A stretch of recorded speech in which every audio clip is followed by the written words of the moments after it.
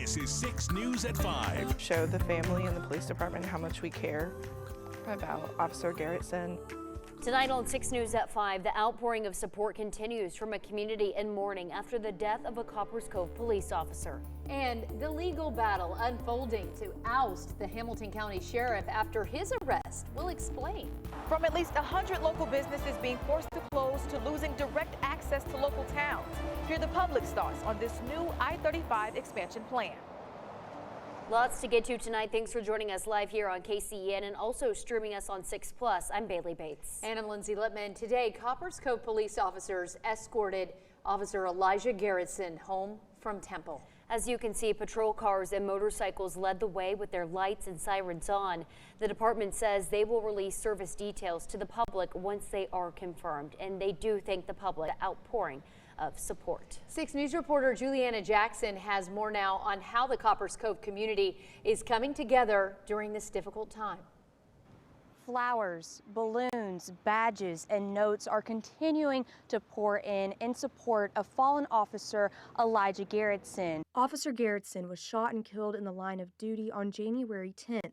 Now Coppers Cove residents are finding ways to show their love and support for one of their own. Heather Campbell says when she heard about Officer Garrettson's death, she knew she had to do something during this difficult time. She's now collecting heartfelt tributes from the community to give to Garrettson's family and the Coppers Cove Police Department. I actually bawled in my car as soon as I heard it, just because it's so close to home too. You don't think that this could happen in a community like this, but it happens everywhere. Campbell says Officer Garrettson sacrificed his life to save and protect this community.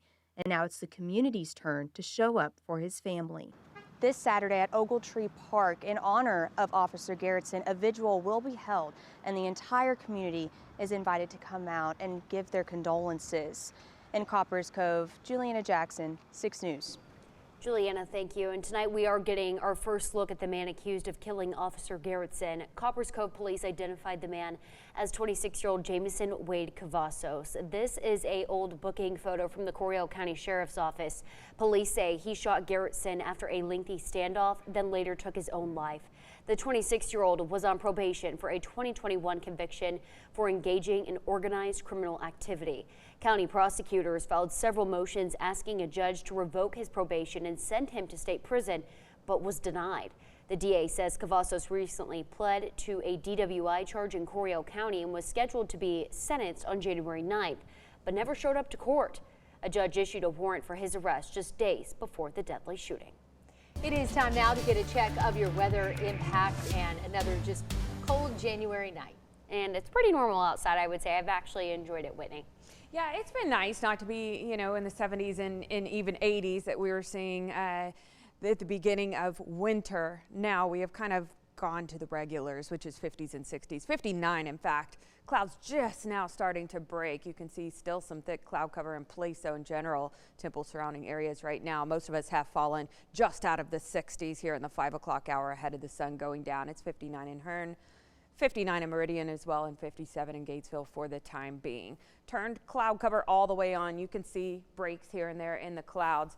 Couple of green dots there. Likely that is not hitting the ground. Likely it's evaporating before it hits the surface. Yes, a couple of us did get the sprinkles earlier on today. Most of that is now outside of our viewing area. Moving on into East Texas, as you can see, drying out with a front on the way. Front will be here by tomorrow morning. 3-day forecast does show us going down slightly. Now, when we're really going to feel the temperature impacts of front number 1, yes, there's 2 to talk about.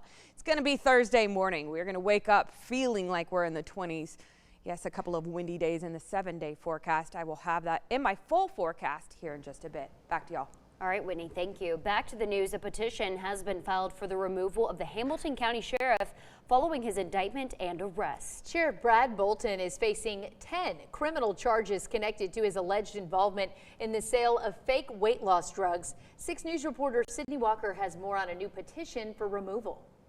A district judge granted a Hamilton citizen's application for a citation, meaning Bolton has to answer and appear in a Hamilton County District courtroom later this month. This filing could pave the way for the removal of Bolton from office for official misconduct or corrupt failure to perform his duties.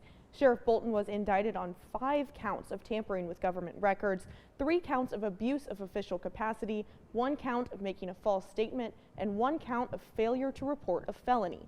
The indictments allege that Bolton failed to arrest Erica Bedell, who was allegedly selling counterfeit weight loss drugs, and that the sheriff, quote, possessed, promoted, or facilitated the drugs delivery himself. The 5 tampering counts allege Bolton made false entries on Bedell's behalf into monthly community service timesheets, adding 8 extra hours. I guess you could say at first he had the wool pulled over our eyes. Everybody. I mean, there was a lot of people in town that got behind him and stood behind him, and big supporters of him. The investigation turned up, I think, substantial evidence enough to get an indictment. Hamilton resident Trampus Chu, Erica Bedell's husband, has publicly called for the sheriff's resignation since September. He was not the resident who filed the new petition for removal. Coming up at 6, I'll have more from Chu and a breakdown on when this all started. Sydney, thank you for staying on top of that. Well, new tonight, Waco ISD says 2 theater teachers from Waco High School are on leave during an investigation of misconduct. According to a letter sent to parents, high school principal Joseph Alexander says the district is investigating serious professional misconduct and/or negligence. Police are involved with this investigation, and the principal also said the district is looking for a new educator to lead the class for the rest of the year.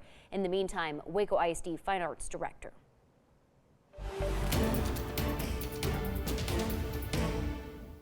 Today, testimony from a responding law enforcement shed new light on the police response at the Uvalde school shooting. It was the 7th day of trial. Former Uvalde CISD officer Ruben Gonzalez told investigators no officer was assigned to the campus that day, something he said was normal. He told investigators he arrived after hearing reports of a crash near the school, then a person with a gun. Gonzalez said a gate that should have been closed was open, and a woman warned him that she had seen the shooter moments before he heard gunfire and saw shots coming through her classroom window. There was an emotional outburst in court today from a teacher's family member. We'll have coverage of that at 6, and you can stream gavel-to-gavel coverage anytime, only on the 6 Plus streaming app. Well, meantime, Bailey, protests continue in Minneapolis in response to the killing of Renee Good last week. An anti-ICE protest took an escalated turn when federal agents used tear gas and pepper spray to clear the streets. A witness says it all started when an agent allegedly rear-ended someone's car. The driver of that car spoke to NBC News and said the agents had been following him and questioned his immigration status. Now the city is suing the Trump administration because of the growing number of officers there. The mayor says the lawsuit isn't to stop agents from their legal duty, but to hold them accountable. The point of this lawsuit was never to stop federal agents from doing their legal actions or the work within their legal limits. It is the fact that they are not complying with our U.S. Constitution and states' rights and also their own federal policies. I mean, this is to hold them accountable. They are terrorizing our neighborhoods and our communities, and that they have to be held accountable. Local businesses there and restaurants in Minneapolis are also feeling the heat from the federal operation. Residents say that spots that usually are packed at lunchtime are deserted and closed, all during one of the slowest times of the year for business. And now not only are employees afraid to come to work, but customers are afraid to come to the restaurants. So it is absolutely brutal right now. With COVID, we all knew, like, oh, we got to come together. These guys are in trouble. I don't know if people realize quite how dire the circumstances right now for restaurants. Well, residents say they're concerned for the community as they all navigate what to do next. Jeffrey Epstein visited the White House 17 times while Bill Clinton was president. Former President Bill Clinton did not appear for a deposition to answer questions about Jeffrey Epstein, and now the House Oversight Committee is threatening to hold him in contempt. The committee also subpoenaed VP Secretary of State Hillary Clinton, but she has no plans to show up either. Monica Alba explains how she could be facing the same charges and the Clintons' reasoning for not showing up. Facing contempt of Congress charges, former President Bill Clinton defied a congressional subpoena, refusing to appear before a House committee investigating late sex offender Jeffrey Epstein, saying the Justice Department has been used as a weapon. Former Secretary of State Hillary Clinton is supposed to appear before the same committee tomorrow, but says she will be a no-show as well. Look at this subpoena. was voted on in a bipartisan manner by this committee. We will move next week in the House Oversight Committee markup to hold former President Clinton in contempt of Congress. In a 4-page letter to the chairman of the House Oversight Committee, the Clintons say the subpoenas are legally invalid and, quote, every person has to decide when they have seen or had enough and are ready to fight for this country, its principles, and its people, no matter the consequences. For us, now is that time. And said they expected to be held in contempt, writing, quote, we will forcefully defend ourselves. Photos released last year by the Justice Department and House Democrats show the former president with Epstein. Clinton has said he didn't know about any crimes while he associated with Epstein and has never been accused of wrongdoing related to Epstein. I hate to see photos come out of him, but this is what the Democrats, mostly Democrats, and a couple of bad Republicans are asking for. After the pictures became public, Clinton's spokesperson said the DOJ should release all photos that include the former president. No one's accusing Bill Clinton of any wrongdoing. We just have questions, and that's why the Democrats voted along with Republicans to subpoena Bill Clinton. The Oversight Committee has been investigating the Epstein case for months, and last summer subpoenaed several former Justice Department officials, but none have been called to testify in person. Monica Alba, NBC News, the White House. Still ahead on 6 News, new flood safety sirens are coming to the Texas Hill Country. We'll explain the major step taken by Kerr County.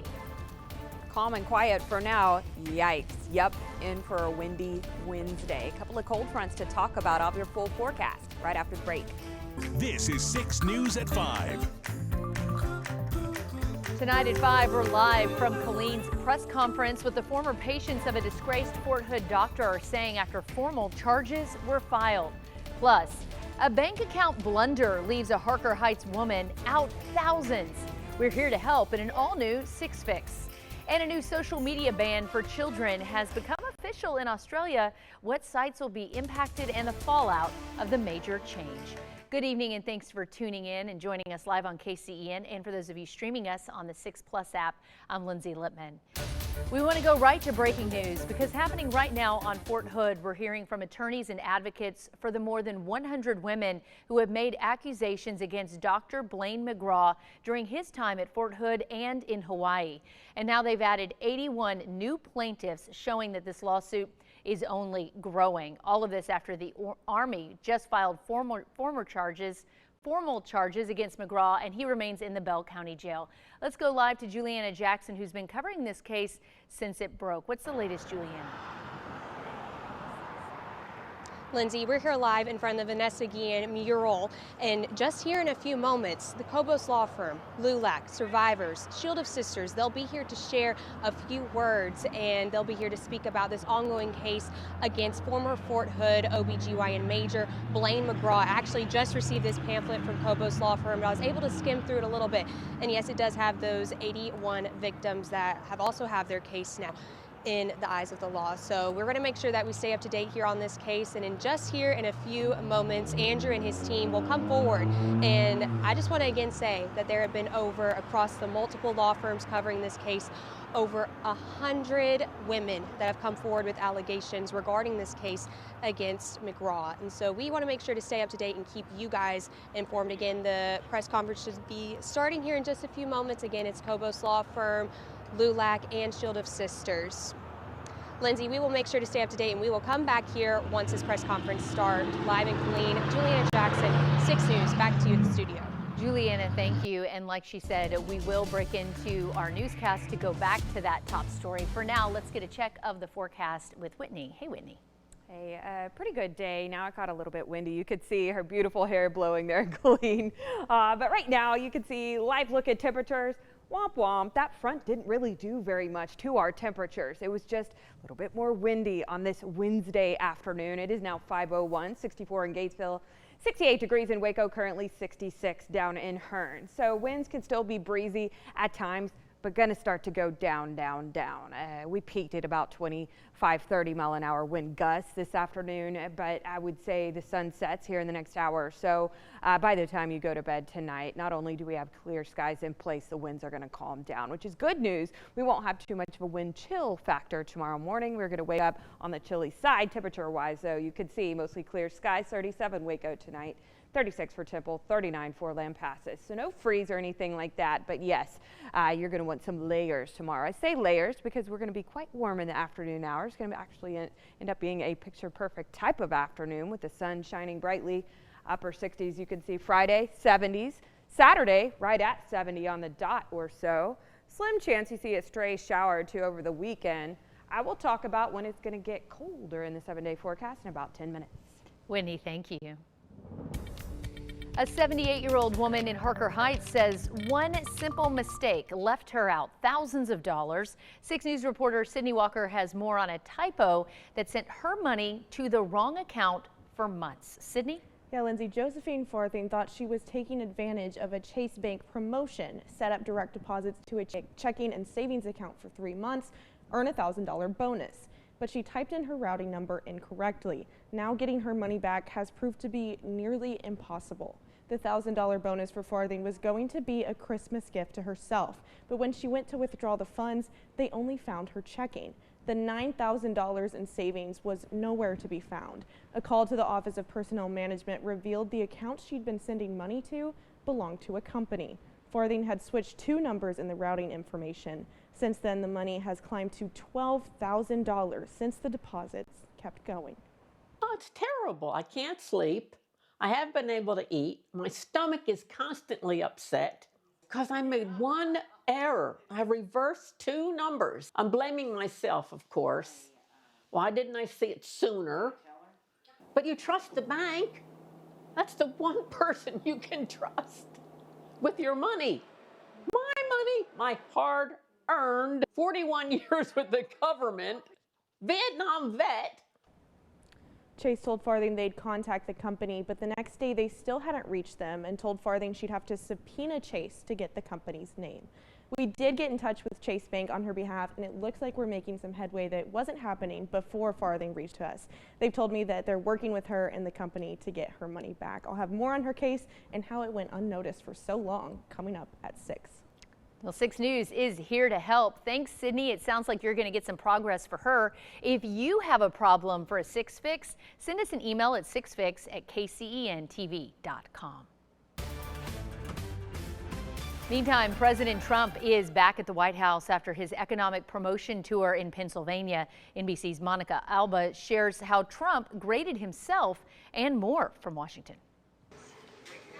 As Americans swipe and tap their way to Christmas, consumers looking for relief when those bills come in, today they got some. The Federal Reserve dropping a key interest rate by a 1/4 point, the 4th time the agency has dropped rates in a year. There is no risk-free path for policy as we navigate this tension between our employment and inflation goals.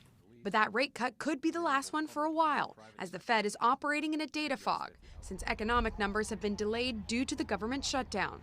While the cut is good news for people who use credit cards or want to borrow money, there could be a downside. That has the potential to fuel inflation, not necessarily send it back up to 6 or 8%, but keep it around at an elevated level for longer than we'd all like.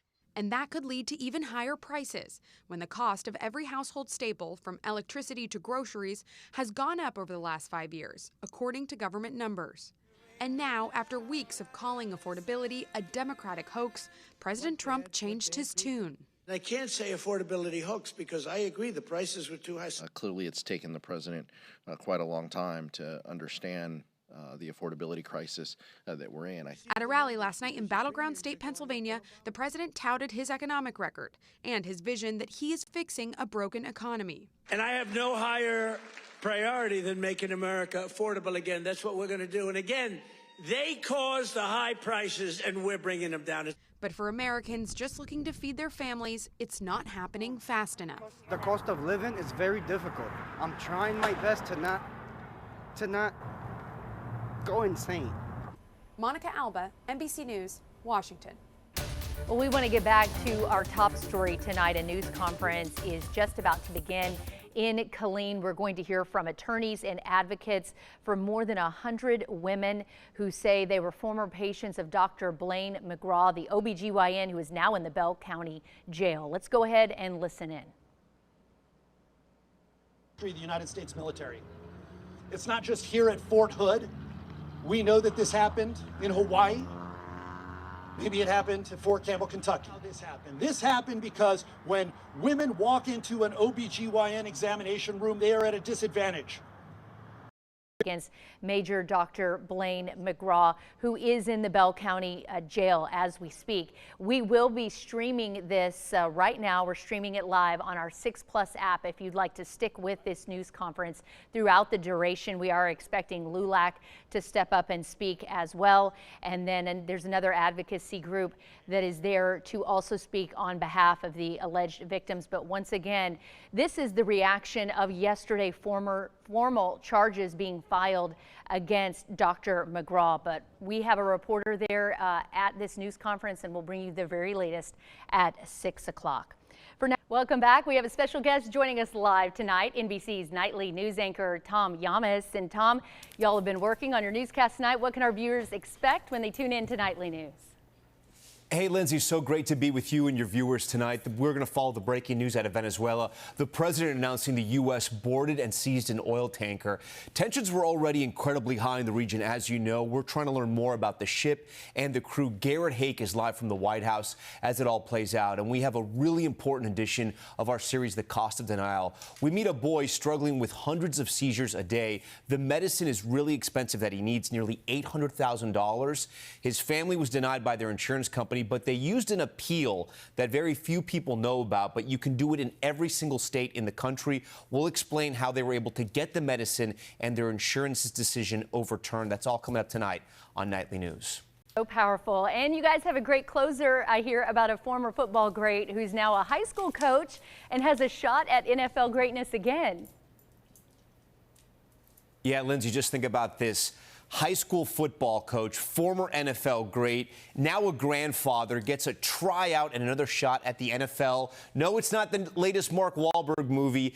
It is the Nightly News closer starring Philip Rivers, and this is actually happening with the Indianapolis Colts. You remember him. He was such a great player with the Chargers and later the Colts as well. 44 years old. He's back in the huddle. We're going to tell you how this happened and why. It's an amazing story. And yes, 44, but already a grandfather. He has 10 kids already, so he has a big, beautiful family and a really interesting future, Lindsay. Yeah, it sounds like an amazing story. And you know, in Texas, we love anything about football, so we will be tuning in after the newscast tonight for Nightly News. Tom, thanks for joining us live in New York. Thank you. Well, the talk of the town is Baylor football head coach Dave Aranda is set to continue leading the program. The university made the announcement this morning. All of this comes as athletic director Mac Rhodes steps away from his role. 6 Sports anchor Sydney Wicker is standing by with more, and this news comes as the Clifton Cubs are in Dallas for the state volleyball championship game. Sydney, first give us the big picture of Baylor's big news today. Yeah, Lindsay, obviously big news that head coach Dave Aranda will continue his role as the head coach going into the 2026 season. The news came out this morning in a statement that was released by President Linda Livingstone, who says, quote, after careful evaluation and consideration, we have decided to retain Coach Dave Aranda as the leader of our football program. We recognize this decision will generate strong opinions. She added, we are not complacent and we are not settling for mediocrity. I want to go back to her line there of generating strong opinions. That's directed directly at the Baylor fans who've expressed frustrations after the Bears came into the 2025 season with high expectations in a senior-led team and now currently sit at 5-5 on the season and have not yet clinched bowl eligibility. All they need is one win to do that, but they've got a tough task in the last 2 weeks, taking on Arizona this Saturday, and then they'll turn around and host Houston next Saturday, who has been a team that's sat in the top 25 for many weeks this season.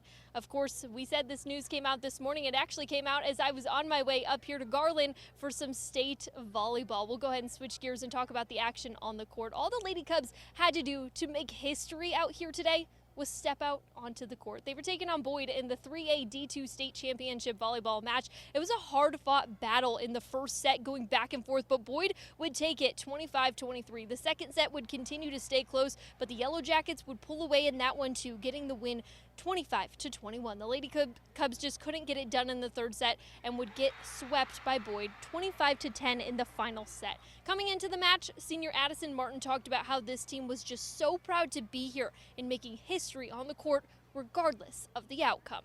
I mean, I couldn't ask for a better group of girls and better coaching staff.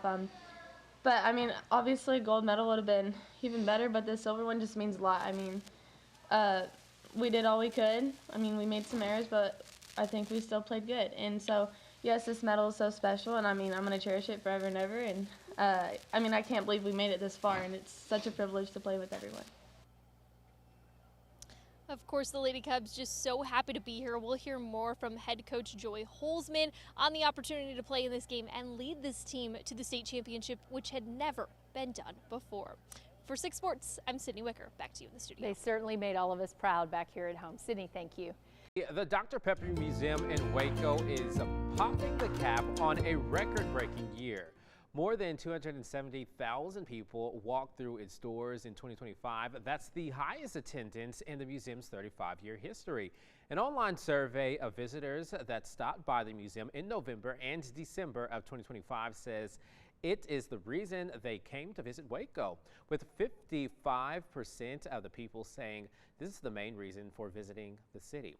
Now, museum leaders say that the growth is a milestone, but also a motivator. This May is the museum's 35th anniversary as a nonprofit, and they're celebrating by adding a 23-foot tall Dr. Pepper bottle. Here's a 6 News anchor Bailey Bates with how it's going to be a landmark like no other. These are computer-generated photos from the museum showing what a new museum feature will look like. This isn't just any bottle. It's 23 feet tall, towering over the museum courtyard. Imagine if this bottle were as tall as the Alico building. Yeah, we would all need bigger straws.